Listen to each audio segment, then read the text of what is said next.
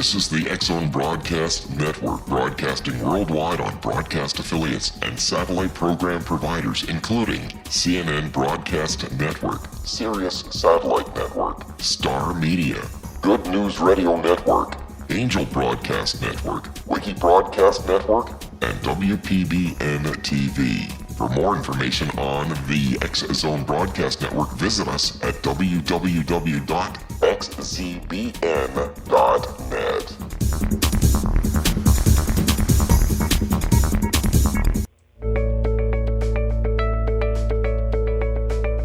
Welcome to Dialogue with Divinity, everyone. This is your host, Johanna Carroll, and you are listening to the X-Zone Broadcast Network. For 30 years, I've been a spiritual counselor, radio and TV host, author of multiple books, and someone who starts every single day with a cup of tea. So today we're going to be speaking to a wonderful goddess of the tea system, of meditation and the spiritual aspects of tea. And I want to tell you a little bit about her. So Dharlene Marie Fahl, a number of years ago, about 13 years ago, she asked herself two questions. Gee, what is tea anyway? And why was tea associated with spirituality and tranquility? But little did she know that in seeking those answers, her entire life would change. So this is what we would like you to know about her. She's a level 3 certified tea specialist with a Specialty Institute of America.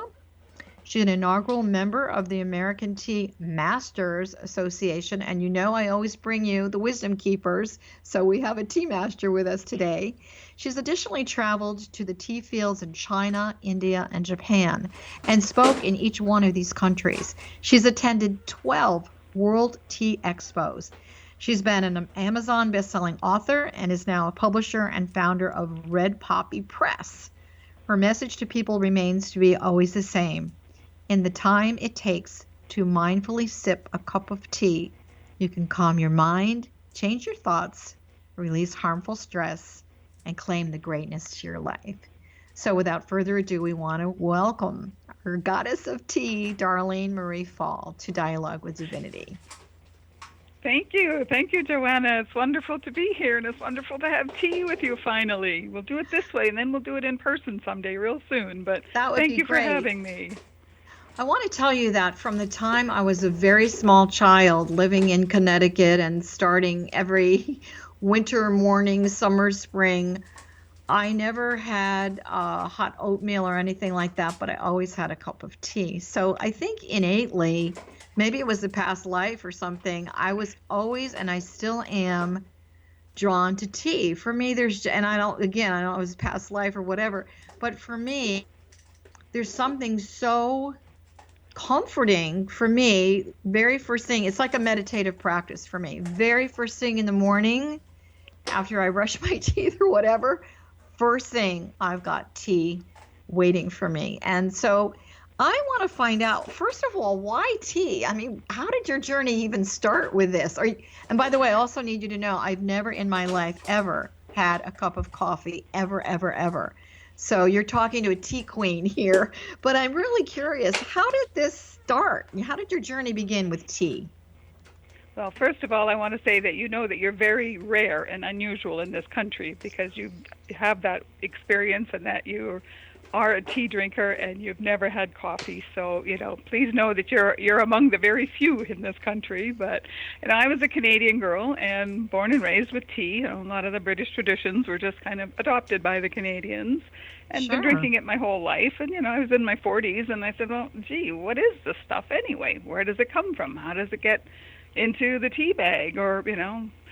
And it was just amazing at discovering the answers to all of that. And it's just been this amazing journey where I just wanted to, it's like, okay, who else asks these questions? And so I just started doing research, and all of a sudden I was showing up at the first World Tea Expo and saw this whole crazy group of people that are, tea fanatics, and companies and representation from the whole world was there. So it was huge, and it was phenomenal, and I was hooked right from the get-go.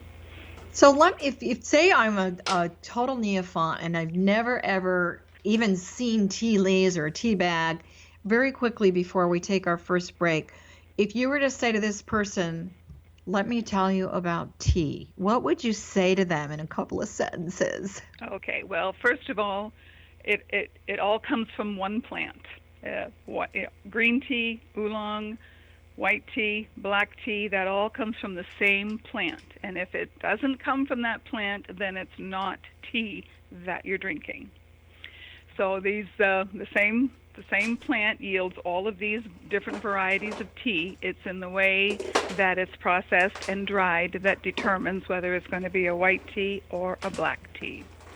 So what was the origination? I mean, obviously you're a master and a goddess in the tea world. How did tea first come to be? I mean, I know certainly it's been around through the ages, hasn't it? Thousands and thousands of years, and I don't think too many of our experts can actually pinpoint it, and I've seen many, many different numbers, anywhere from 2,000 to 6,000 and maybe more. And of course, in the old days when food was scarce and people were still trying to evolve, and they were trying to survive off of what was growing. Can we eat this plant? Can we eat this berry? What does this bark do? And so, a lot of our plants and herbs and all these things were just discovered out of basically necessity for a lot of people. And there's lots of ancient legends, but the tea plant, the tea bush, was found just growing wild naturally in China, and then on the other side of the Himalayas, growing naturally in India. Oh, that's all. We're going to be taking a quick break. It was a break. medicine We will for be right thousands back, of years Dharlene. before. We will be right back. We will be right back.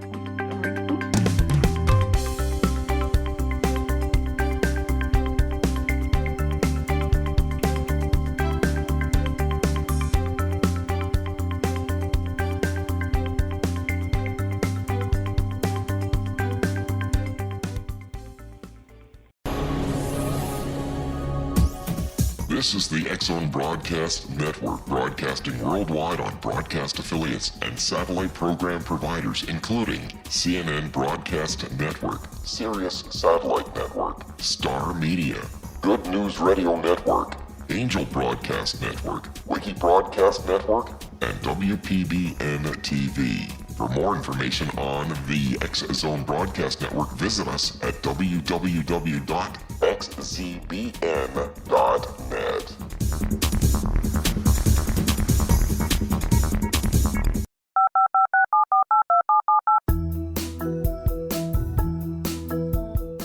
Did you know that when you're on the road with limited data or Wi-Fi, you can still listen to the X-Zone Radio Show with Rob McConnell, The Science of Magic with Gwilda Wiyaka, X-1, Dimension X, Space Patrol, and every minute of the X-Zone Broadcast Network by calling 213-401-0080, courtesy of Audio Now. No smartphone, app, or internet needed. It saves your data plan, and it's free if you have unlimited minutes. Call 213-401-0080 to listen on any phone, anytime, anywhere. Remember 213-401-0080 for the best of the paranormal, parapsychology, and sci-fi radio programming anywhere, 24/7, 365.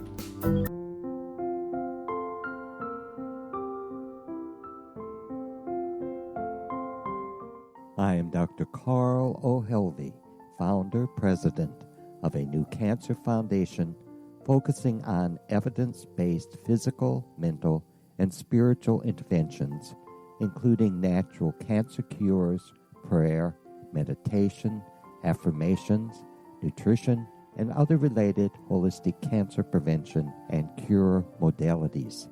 These are used in cancer education, research, and financing care. I ask for your help to continue this important work by donating at www.holisticcancerfoundation.com.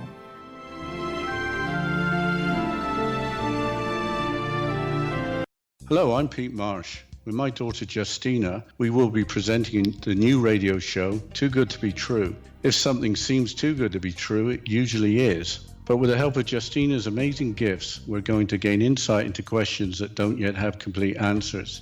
Have you wondered who built Stonehenge and for what reason? Why are crop circles found in the same region as Stonehenge and elsewhere? Are crop circles a hoax, or are they created with technologies that we have little knowledge of? Who built the pyramids in Egypt and also in other countries? How and why were they built? Was the Titanic switched with the Britannic as part of a gigantic insurance fraud, or for more insidious reasons? What caused the Tunguska event when trees were flattened over an 800 square mile area in Siberia? Will the new insights be too good to be true? Well, that will depend on what you are prepared to believe. Please join us as we start on this journey together. For more information on Too Good to Be True, visit www.xzbn.net. Little children aren't the only ones afraid of the dark. Millions of soldiers return from war zones with PTSD, anger, frustration, fear, and loneliness, much of which surfaces during the darkness of the night. You have the chance to change the lives of these American heroes. Songs and Stories for Soldiers.us provides free MP3 players for these men and women. With a list of 3 million songs in 16 different styles, 100,000 audiobooks, and 30,000 old-time radio programs, every veteran can find something to soothe and comfort them at no cost. All our players contain an 8-hour audio program designed to help veterans fall asleep.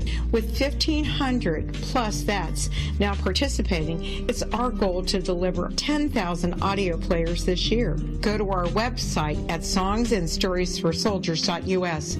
Help us help a veteran make it through the night. Hi, everybody. It's Johanna Carroll. You're listening to Dialogue with Divinity, and we're jumping back into our second segment, and we're speaking with tea goddess Dharlene Fahl today. She's telling us a little about not only the history of tea, but the spiritual aspects of tea. And so before we went to break, Dharlene, we're talking about the fact that nobody really knows the origins of tea, just probably a survival thing that somebody went out and said, okay, there's this leaf on this bush, I'm going to see what happens. And so we know that we said, and I actually never knew that tea, real authentic tea, is actually all from one plant. So, and the legends of tea, I'm sure, depending upon the culture, are very different. So I know you've been to China, you've been to India, you've been to Japan.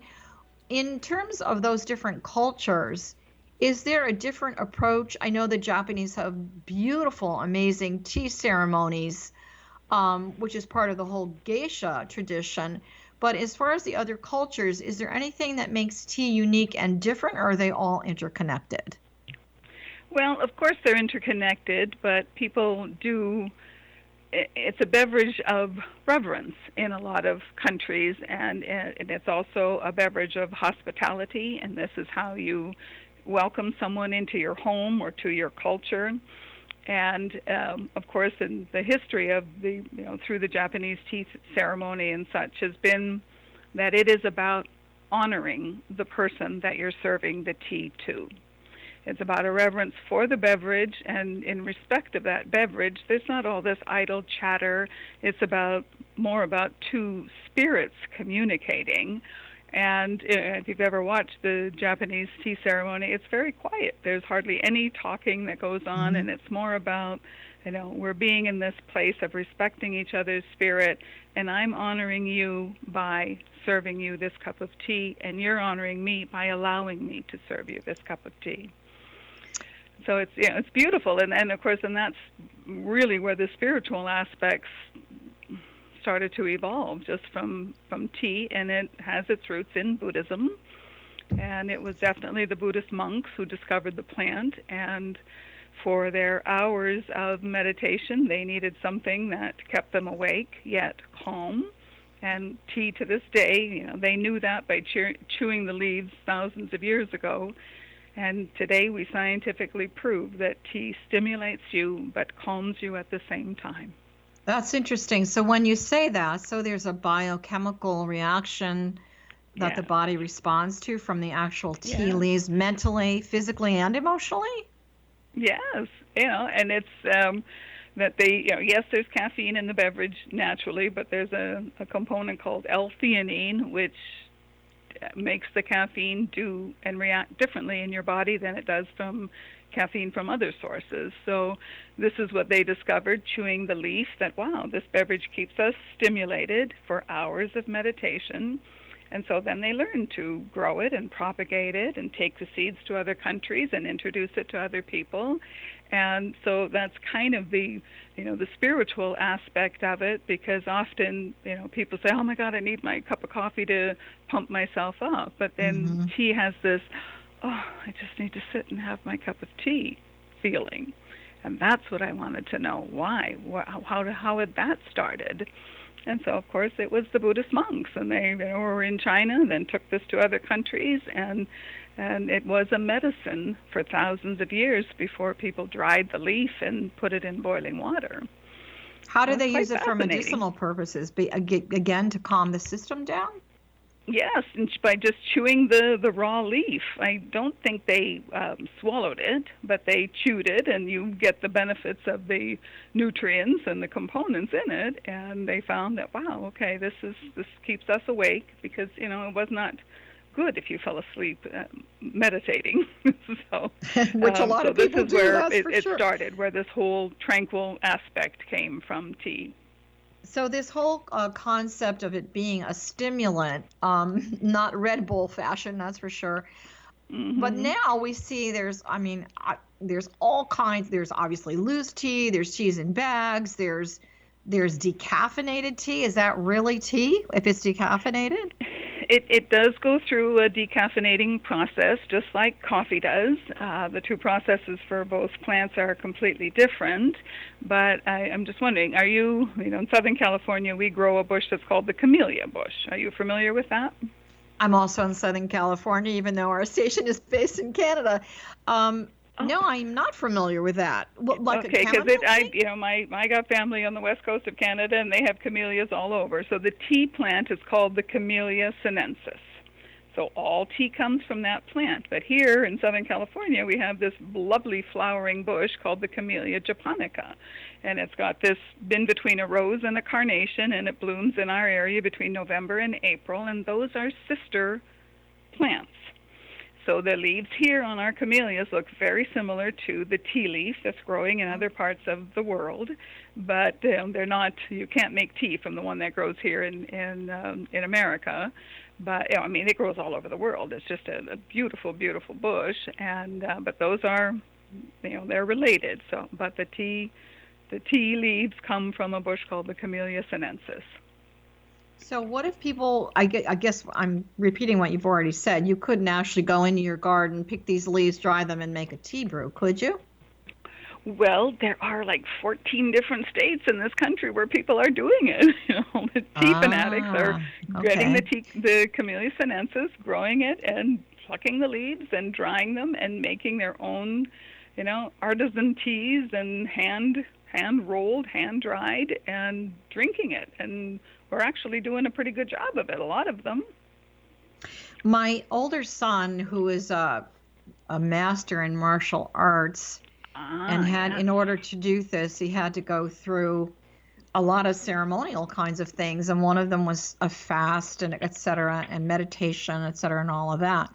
And he is the one who gifted me my first container of matcha. And I'm assuming that you're familiar with matcha, but it's a powdered green tea. It's very expensive, and he said that this was used, the Japanese warriors in particular. I don't know if this is correct. I would imagine that you can confirm or affirm or not affirm this, that they would use this. Again, it's a green tea, so it's got a lot of energy to it, but it was also used in preparation for before they went into battle. To really, get the truth, so Mom. What is this? The magic of so a lot matcha? of a lot of the samurai warriors, because they learned of the tea ceremony, and that it was a time of reverence and appreciation for and meditation, where whatever you were working on in your life or working with, that you use that cup of tea as time to just be in that place of oneness, be in that place of wholeness, and allowing the universe to guiding and for wisdom, And yes, matcha is one of our finest grades of tea leaf that is actually pulverized, and so it's ground into that beautiful, brilliant green powder that you need a special whisk to blend it properly, because it's going to be lumpy if you don't have that special whisk. And so, of course, we're seeing versions of that popping up all over America, where we're making the matcha lattes and things like that. But we're counteracting all the good stuff in there by everything else that we're putting in there. But it's definitely hot in the news here, big time, in the last 3-4 years in America. So yeah, matcha is on the radar, big time.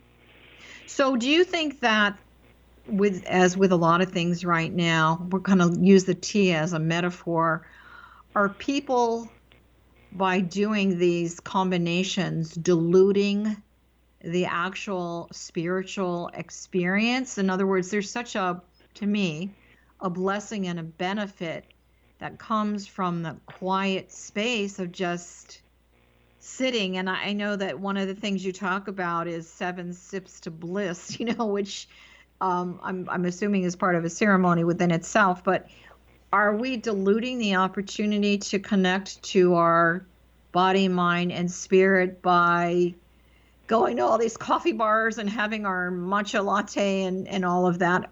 Are we missing something, do you think?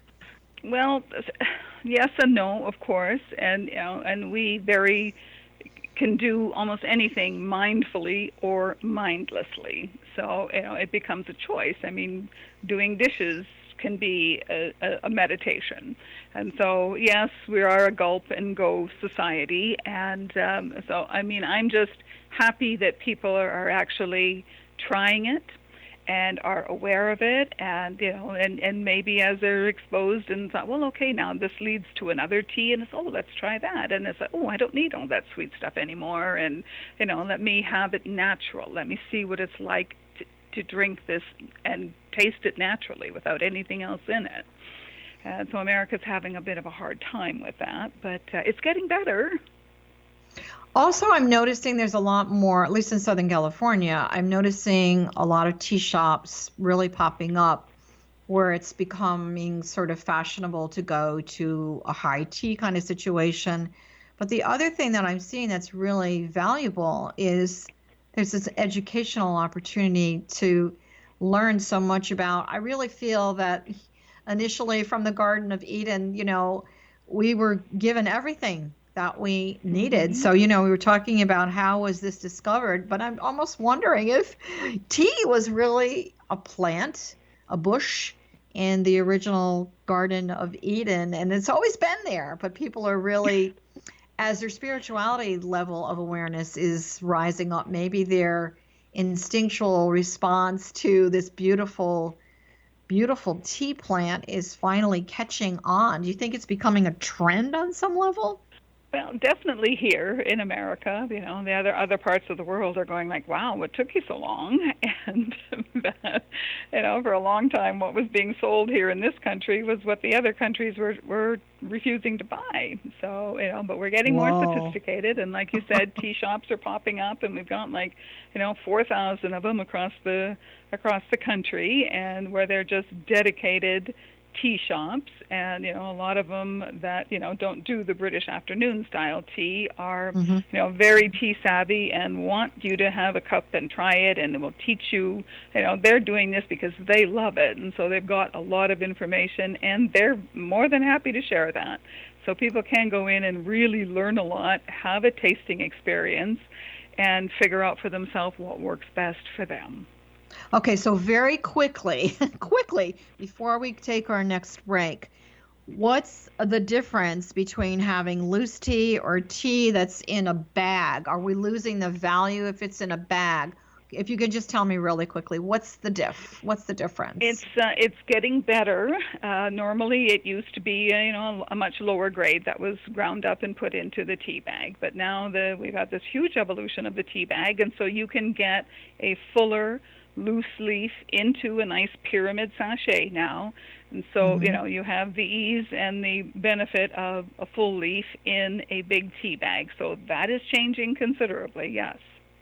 And I've also seen in the tea shops, they sell these little cloth bags that you can put your tea in, and then the silk bags. Yes. But what about the regular stuff that's in these bleached white bags that's in the store? Are they something we should stay away from, or they are okay? Well, I won't say that, because I've really seen huge changes in the grocery store shelf. Good. And some of our big companies, good organic, good environmentally conscientious companies, are on the grocery store shelf. So Okay. they're definitely getting better, and you can get a good selection in there, yes. Okay, we're going to take a quick break. This is Dialogue with Divinity, and we will be right back with our discussion about tea.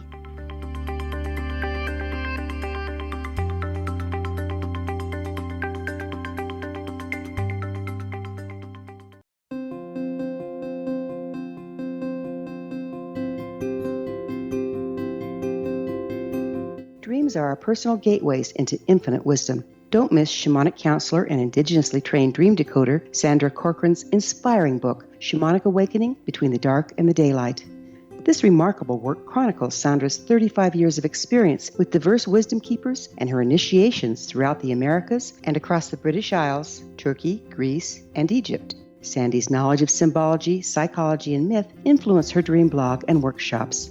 Sandy offers private tarot readings, international journeys, a meditative CD, as well as her book, Shamanic Awakening, to encourage you as you navigate this earth walk, creating a deeper connection to yourself and all that is. Find this and more at Sandy's website, starwalkervisions.com.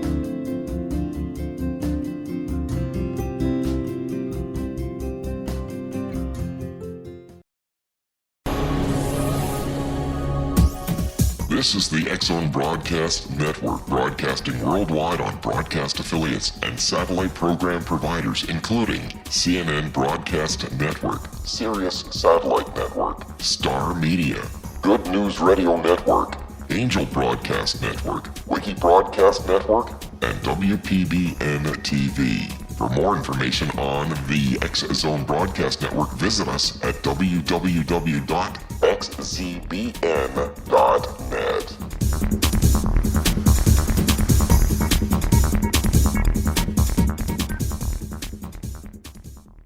How would you like to be able to read other people's minds? Well, the next best thing is here. When you know how to read a person's name, you know how the person thinks, feels, and behaves. Each letter in our name holds a key to unlock our true essence. Our name contains both our gifts and challenges in this lifetime. Mnemology science discovers personality secrets hidden in the placement of the letters of our names, including the first and last impression people remember about us. Sharon shows us how to interpret the arrangement of letters as outlined in her book, Know the Name, Know the Person. Sharon Lynn Wyeth created mnemology science after 18 years of research and testing her theories, and has supported thousands of people around the world in understanding themselves and others better. You'll enjoy Sharon's unique teachings as she shares her system to learn the gifts behind your given birth name. Even if you don't like your birth name, there are jewels in this book. If you're thinking of changing your name, ready to name your child, or wanting to get along better with others, this is the book for you. If you'd like to improve your relationships and change your life for the better, get the book today, Know the Name, Know the Person, or visit www.knowthename.com. That's www.knowthename.com.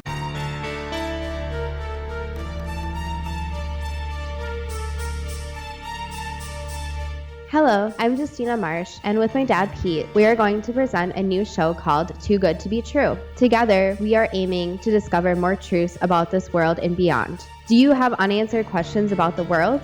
Do you ever wonder about aliens, conspiracy theories, or the universe? There are many shows discussing subjects such as pyramids or UFOs, but we want to relay this information based on our own research, including from spiritual means. Hopefully, listeners will be helped with their own beliefs and will appreciate the psychic insights that add to the previous research and information. We both look forward to sharing this insight and beginning this journey with our listeners. Visit xzbn.net for more information about when to listen.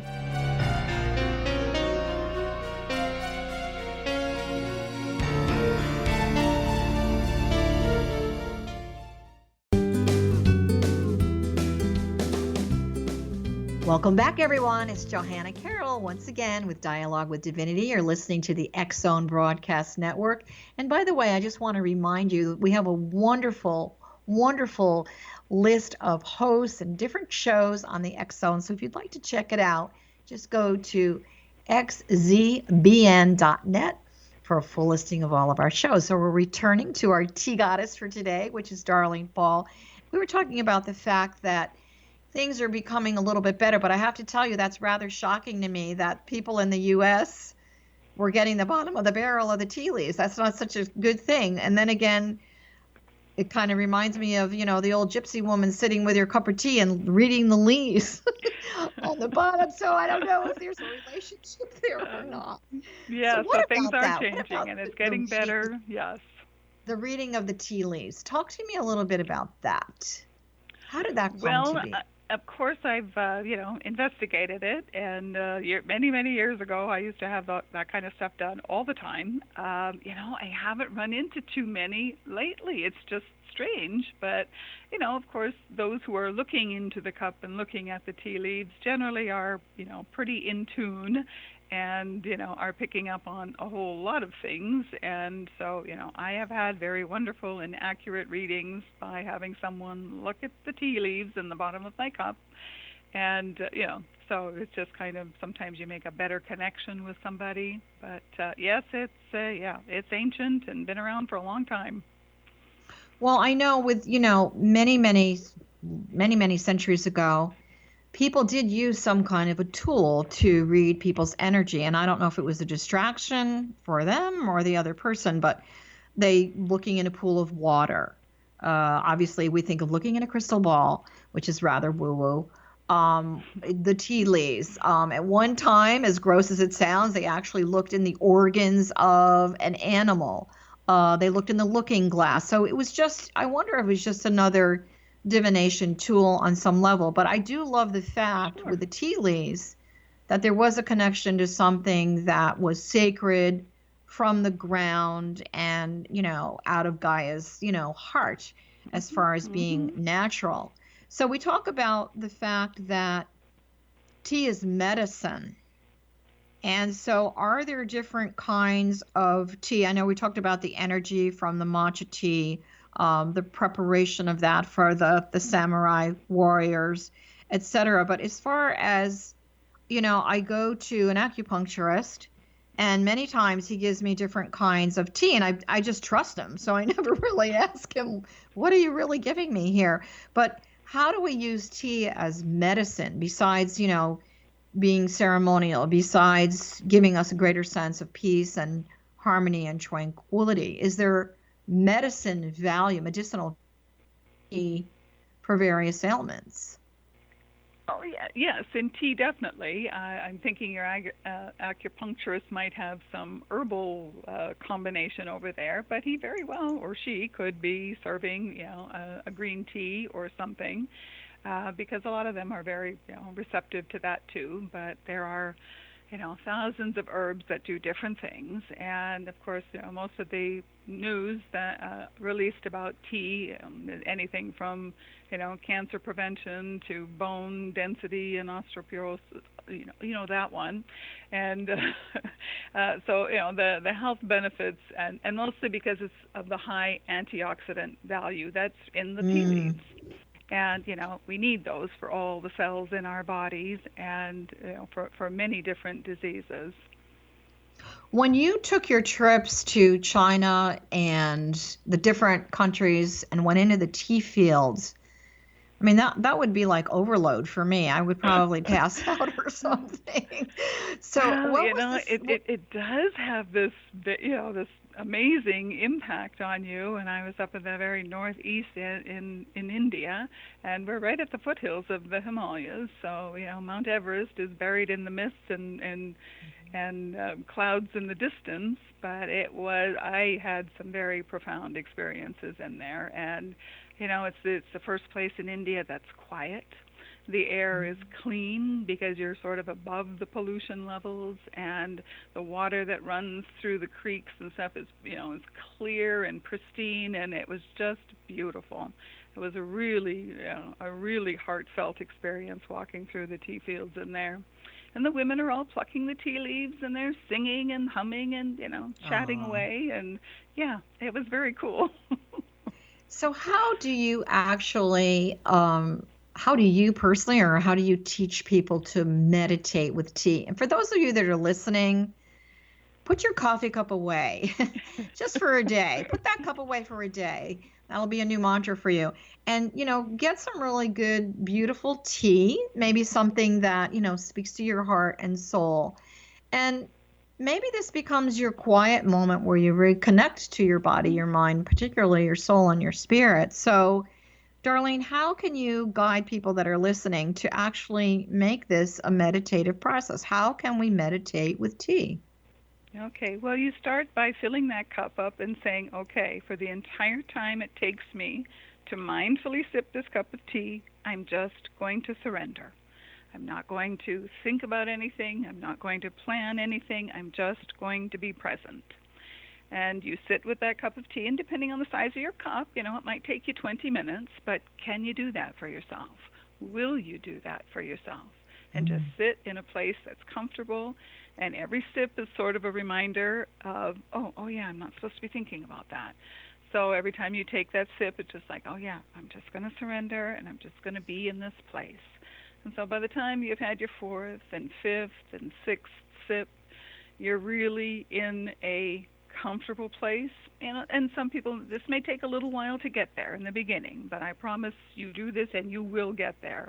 It's just, you catch yourself, and I say, every time you put your lips to the cup to take a sip, you let everything go and say, oh, that's right, I'm not supposed to put that on my grocery list. That doesn't need to be on my to-do list. I'm just letting it all go. And so this time holding this beverage is warm and it's comforting, it's aromatic and it's soothing, and you put yourself in a nice place. For the whole entire time it takes you to sip that cup. Does that sound hard?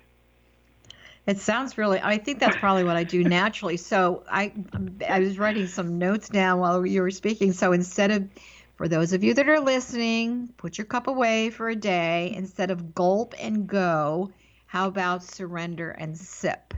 Surrender and sip. So in the ceremonial aspect of tea, when you're sipping the tea, is that what it's very symbolic of, your ability to surrender to that moment?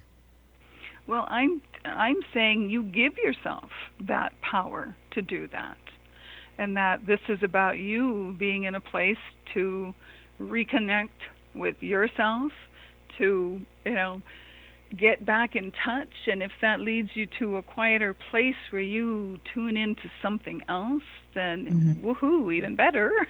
that that this is about you just doing this for you. Even if you only can give yourself 20 minutes once a day, that's a huge start. And, I would say, wow, congratulations, because that is progress. And then it's kind of like, wow, that felt kind of good. Maybe I'll have time to do that in the afternoon. Sure. And it starts to stretch out and gets a little longer, and, stuff is happening. There's another thing that I'd like to mention to all of you that are listening. You have to turn off your phones, unplug your phones, turn your TV off. So we do want, do we really want the atmosphere of total silence? So in other words, there should be or anything like that. Besides unplugging all the electronics, do we also want complete silence when we're doing this, if we're going to walk into that meditative state? Everyone's different. If somebody decides they want to put a little soothing music on or whatever, you can, do that with your kitty cat or your puppy on your lap. All these things. It's just like, okay, just do this for yourself in whatever way feels good. And if you want to make it a little special for yourself and you decide, okay, I'm going to light a candle, or, I'm going to do this, or, ooh, that stuff is just too woo-woo, I'll just sit here in my chair with my tea and, I'm good. And that's okay too. But, this is about, taking that time and creating that space just for you, because when you're in a better place, you're in a better place for everyone else and everything else in your life. I think you also have an opportunity when you come out of a state like that to allow the voice of the higher self, divinity, whatever you want to call it, spirit, God, universe. You made a connection on a more profound level, and so all those questions that you would have had maybe naturally get really answered. At least that's been my experience. I take people to a lot of sacred sites around the world, and it changes them, but you can take that with you. So, and especially with tea, it's such a portable meditation on some level. You can experience this anywhere. Would you explain to everyone that's listening the difference between an active meditation and a passive meditation? Okay, so for passive, that kind of frightens a lot of people. That means, ooh, I have to sit in that cross-legged position and not move for 20 or 40 minutes. And, it's like, oh, no, that's too much of a challenge. And so that is. And so it's like, okay, if I can do a little something, and so to me, this sipping a cup of tea becomes an active meditation because you're actually doing something. So rather than I must sit in this position in this corner or on this hard chair and do nothing, think nothing, touch nothing for 20 minutes or whatever, that's a challenge for a lot of people. It is. So it's like, okay, this becomes active, and so you tell yourself that's right. Every sip I'm going to say, no, I have to let that go. And so this becomes an active meditation. And for a lot of people, that is such an easier place to start. And then it's like, okay, I can do that. That's not hard. That's not weird. And that they can just use that. So I think another form for me of people that I've spoken to that I encourage meditation is another active meditation is obviously dancing, walking, that kind of thing, but also eating your meal. We're so used to talk about gulp and go, fast food and all that, which hopefully you're not eating a lot of. But anyway, I know when I was a kid, we always said grace before dinner. And I think that a lot of people are doing that, but for those of you that are listening, I would also like to give you another form of active meditation. Next time you sit down and eat your meal, before you pick up that fork, just take your index finger on your right hand. You don't have to have any big prayer or anything like that, but say you're out in a restaurant or whatever. Just take the tip of your index finger of your right hand and touch the edge of the plate. And then just look at the different colors, the energy in the food, and just breathe that in. Believe it or not, the action of touching the edge of the plate and breathing it in, you are connecting to all the healing properties of that food. So that is another form of active meditation. I love that, yes. And dancing, of course, is another one. One of my metaphysical teachings that I've been using for 30 years is that we are intended to be a walking prayer and an active meditation. So for a lot of people, sitting down in a yoga position for a half hour, it's really difficult. But this is a wonderful way to connect. So we're going to take another quick break, and then we're going to come back with our last segment, and we're going to have some more tips for you on how to use those 7 sips of tea. We will be right back.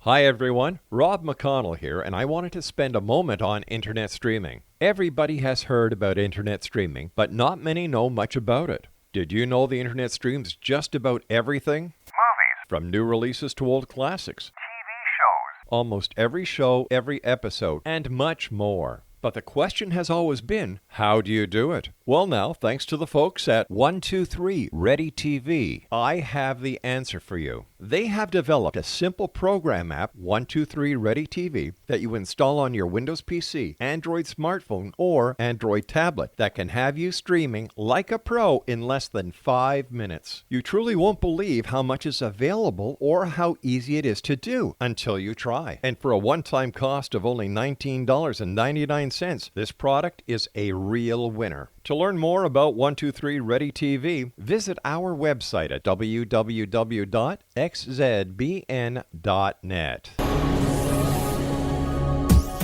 This is the X-Zone Broadcast Network, broadcasting worldwide on broadcast affiliates and satellite program providers, including CNN Broadcast Network, Sirius Satellite Network, Star Media, Good News Radio Network, Angel Broadcast Network, Wiki Broadcast Network, and WPBN TV. For more information on the X-Zone Broadcast Network, visit us at www.xzbn.net.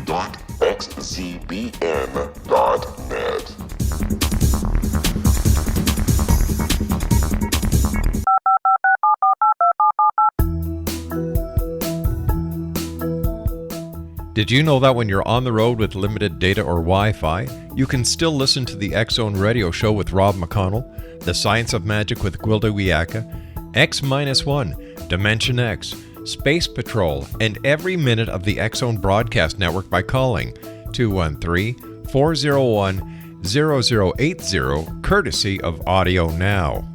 No smartphone, app, or internet needed. It saves your data plan and it's free if you have unlimited minutes. Call 213-401-0080 to listen on any phone, anytime, anywhere. Remember 213-401-0080 for the best of the paranormal, parapsychology, and sci-fi radio programming anywhere, 24/7, 365.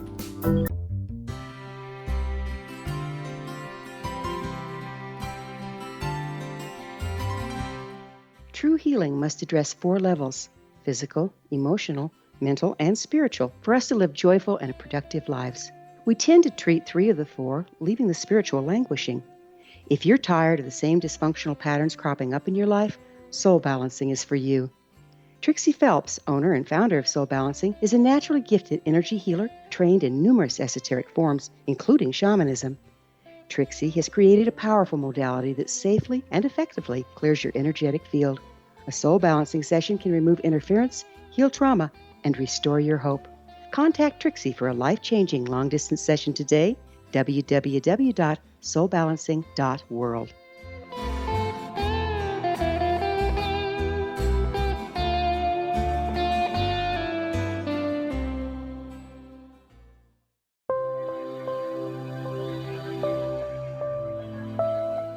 There's a legend shared by many indigenous cultures of a time when the nations were cast to the 4 corners of the world. Each nation was given a body of sacred knowledge that held a different portion of the truth to preserve. True reality could not be known until all the nations reunited, combining the information. If a single one was missing, the world could not be reborn and darkness would prevail. The Science of Magic Radio is dedicated to reuniting the sacred knowledge. With the understanding, none of us has all the answers, but together we can open new perceptions and possibilities. Through our combined vision, the world can be reborn into a place where darkness no longer prevails. Join me, Gwilda Wiyaka, and the Science of Magic daily on the X-Zone Broadcast Network, xzbn.net, or visit us at thescienceofmagic.net.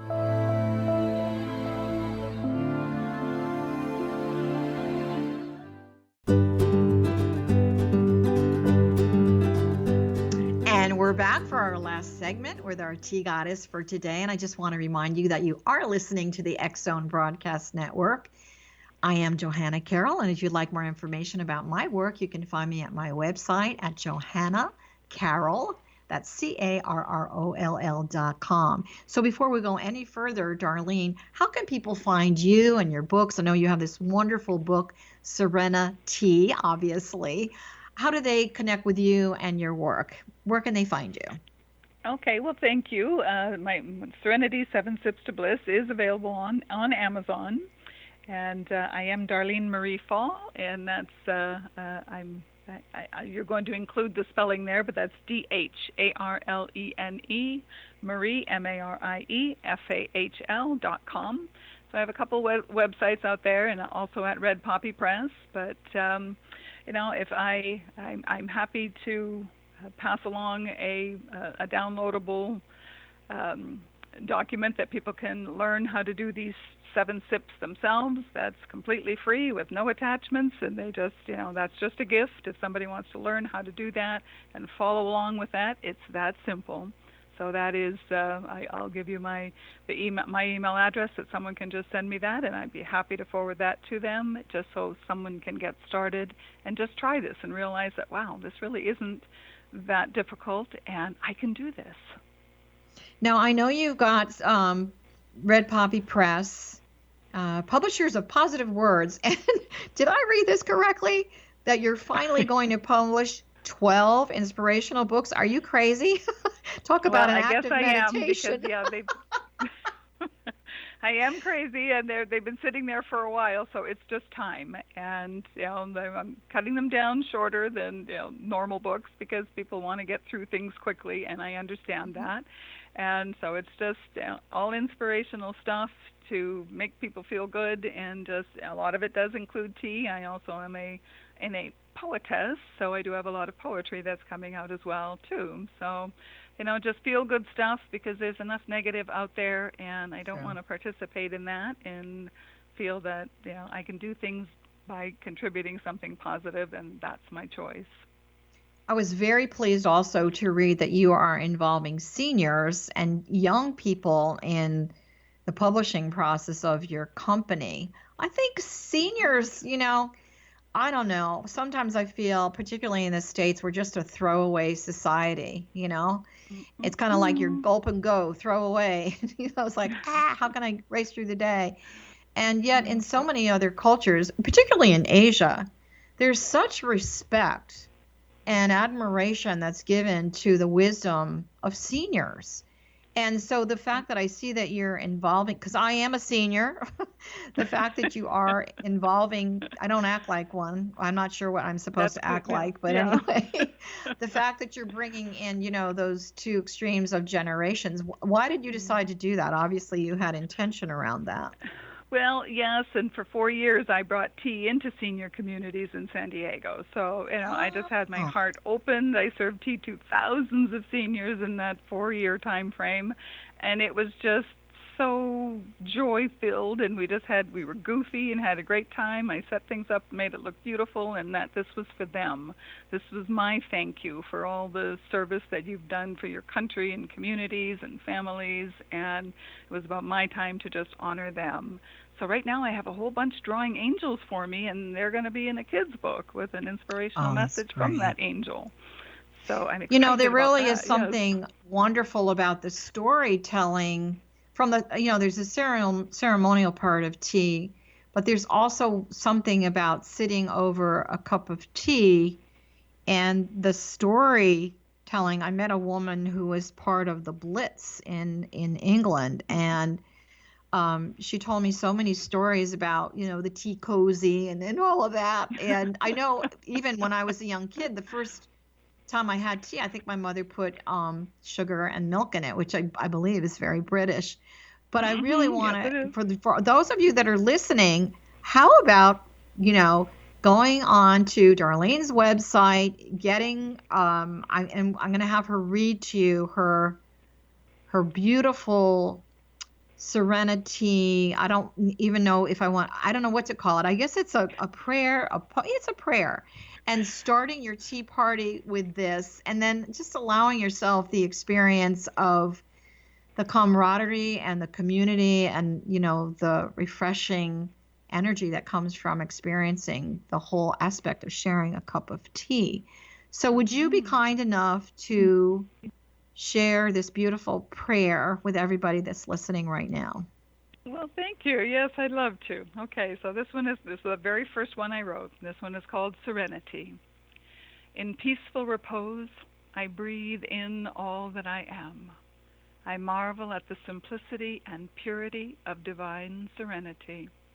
From this place of perfection, I am undisturbed. I am calm and refreshed, most unperturbed. I see God. I feel God. I hear the Word. Clearly and calmly, I am one with this force. I am intact. I am whole, pure, and good. I see my reflection and my own perfection. No defects and no deficiencies. Nothing can diminish the goodness and the godness of me. In serenity and with deep gratitude, and along with each sip of tea, I realize God is all of me from within me. So with ease and grace, I surrender my pace. I have nothing to fear. There is no race, no rush, no hurry, no finish line. Every day I know victory in the arms of the divine, my giver, my deliverer, the provider of bliss. I need for nothing. The aches are all gone. My soul is free to be all that it is. Love is all it can be, and that's good enough for me. Amen. That's beautiful. So for those of you that are listening, go find your favorite tea. First of all, I'd like you to go to Darlene. You can find her on Amazon.com. You can find her website. You can download this, and then she's got her tips on 7 Sips to Bliss. We're going to remind you all again. Put the cup away for a day. Let go of the gulp and go for a day, and surrender to those beautiful 7 sips. I'm going to ask you a practical question. What's your favorite kind of tea? Well, that it depends on the mood I'm in, but for the most part, I am an oolong drinker and an oolong lover, which is kind of in between a green tea and a black tea. That's what I'm having right now, but there are days when I'm just in the mood for a full-strength black tea or a very mild white tea, so it's a very moody beverage for me. I used to drink a lot of white tea, and when I first discovered it, someone had told me that this was known at one time as the Emperor's tea, and that the purest of white tea was reserved for the emperor and the people that were considered of royal blood. Is that true? That is, yes. So you've been getting some good information, so that's good. Because, yes, at one time tea was so expensive. It was only the royalty and the upper class that ever got to drink tea, and the servants got to take home the spent leaves after it had been used, and then they had their tea with that. So, yes, it has, and that's kind of that stigma where this whole high class and all of that got attached to it. But yes, that's a true story. And in terms of the British tradition of high tea, where did that all start? Because I have to tell you, there's a place in downtown there's a couple of places in downtown San Diego that you can go and have a true high tea, and it's fabulous. I mean, it's just, the minute I walk in there, I just feel so relaxed. But in the British tradition, how did high tea start? Okay. It's around 3 or 4 in the afternoon. I don't want to burst your bubble, but that is actually called afternoon tea. Oh. And you there? Yeah, I am. Oh, okay. I'm sorry. I thought I heard something. No, that's all actually called afternoon tea. It's not called high tea. Okay. There's a big misnomer, and a lot of the big fancy hotels that are charging you $75 a person are calling it high tea. And afternoon tea is the more elegant, the more graceful, and high tea was really you ate on your high table, which was your kitchen table, and it was dinner for the working person, and it was meat and potatoes and tea with the meal. And so afternoon tea is the proper name for the fancy with the little sandwiches and the scones and all of that. So there is a difference. That is traditional British style, and yes, that did start in England, but it was a tradition that everybody ate late in those days. So it was about having a little snack of something in the middle of the afternoon. Wonderful. Darlene, we've come to the end of our show with you, and I want to thank you again. I'm sure we'll have you back again to tell us more about your next adventure with tea. So thank you so much. Many blessings on your journey and doing your beautiful spiritual work in your own unique way. So thanks again for being here. My pleasure. Thank you, Johanna, and all the best to you too. Bye-bye. Thank you. Bye-bye. So for those of you that are listening, don't go away. I want to remind you that you're listening to the X Zone Broadcast Network. and our call letters are xzbn.net. Please go check out our website and all the different shows. We've got a lot of new hosts that are on our station now, and we're really happy about that because we are a global network reaching people all over the world. So again, my name is Johanna Carroll. You can find me at johannacarroll.com, JohannaCarroll.com. I send you many blessings, a hug around your heart, and I'm going to really encourage you, stop the gulp and go, put your cup away, and really allow yourself the serenity of sipping a beautiful cup of tea. So bye for now. See you soon.